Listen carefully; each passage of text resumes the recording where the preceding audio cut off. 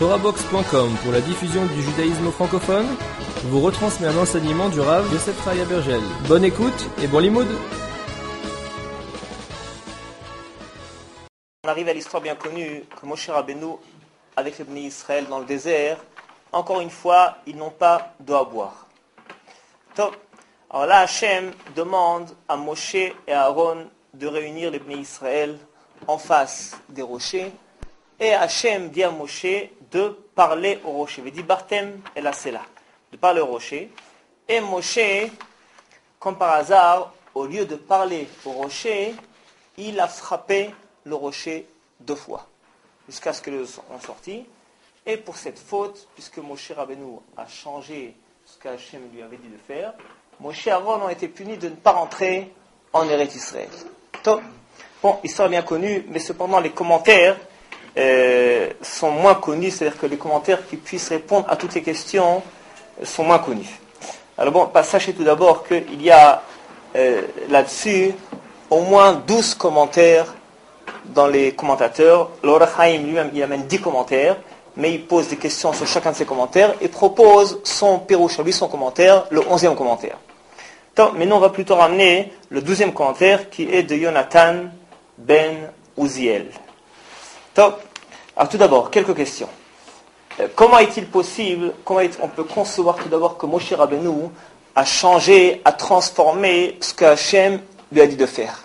Moshe Rabbeinu, qui était Eved Hachem, le serviteur d'Hachem, comment est-ce qu'il se permet de faire autre chose que Hachem lui a recommandé? Hachem lui dit de parler au rocher, et lui, au lieu de parler, il se met à frapper le rocher. Deuxièmement, quel est le rapport entre la punition et la faute? On sait toujours que dans la Torah, en fait, il n'y a pas de punition réellement. Le onesh, la punition, ça n'existe pas. La sentence, c'est pas une notion de la Torah, parce qu'au contraire, la Torah, c'est un tikkun. Elle vient arranger, réparer ce qu'on a fait de mauvais. Il faut toujours qu'il y ait un rapport qui s'appelle mida keneged mida. C'est que la punition, elle vient comme pour réparer, pour laver, lessiver la faute qui a été commise. Alors, quel rapport ici entre le fait que Moshe, au lieu de frapper, au lieu de parler, il a frappé, et le fait que Moshe ne soit pas rentré en Israël? Top. On va tout d'abord lire le commentaire de Yonatan ben Uziel. Top. Il nous dit la chose suivante. Hachem a dit à Moshe et à Aaron,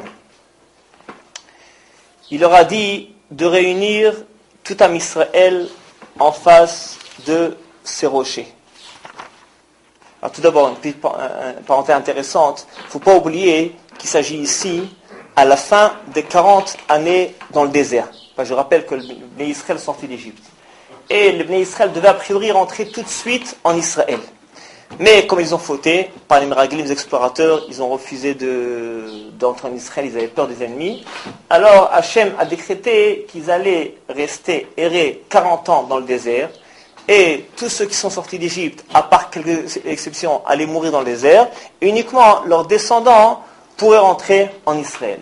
Donc il s'agit d'une génération qui a vécu pendant 40 années durant avec Moshe Rabbeinu et Aaron, avec des miracles quotidiens, la manne qui tombe du ciel tous les jours, Moshe avec ses prophéties extraordinaires.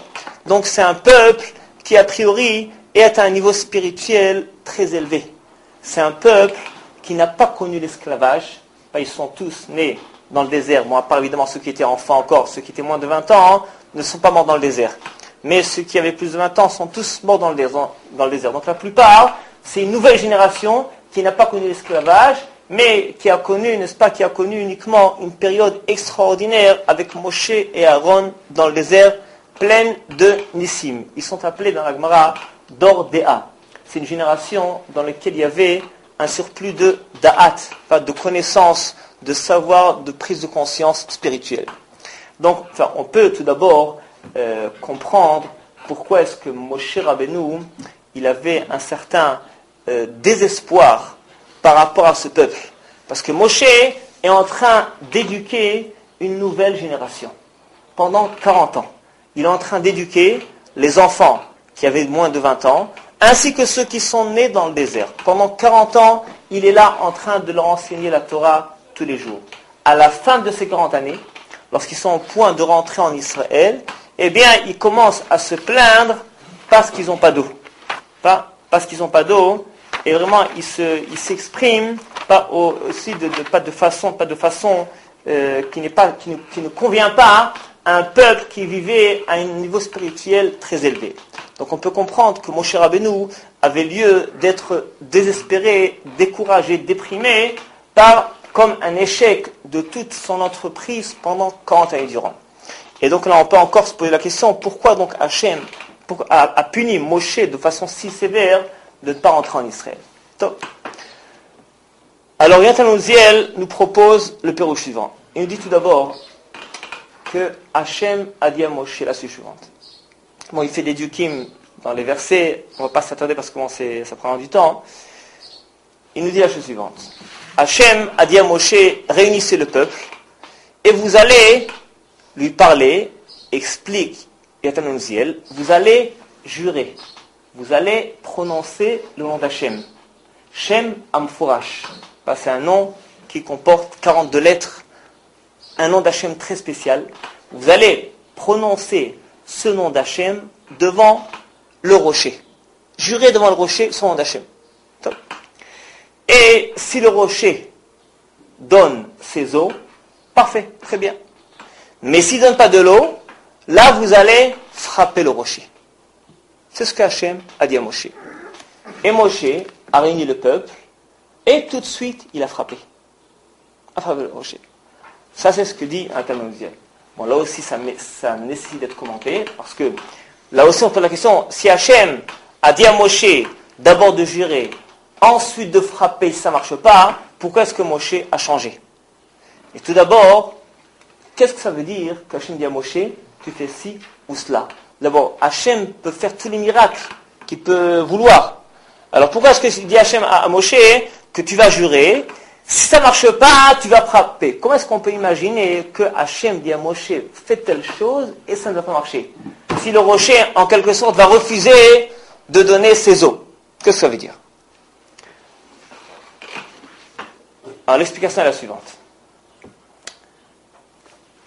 D'abord, en guise d'introduction, il faut bien comprendre que le monde entier, le monde matériel, se conduit et dirigé selon le niveau spirituel des êtres humains en général. On va expliquer.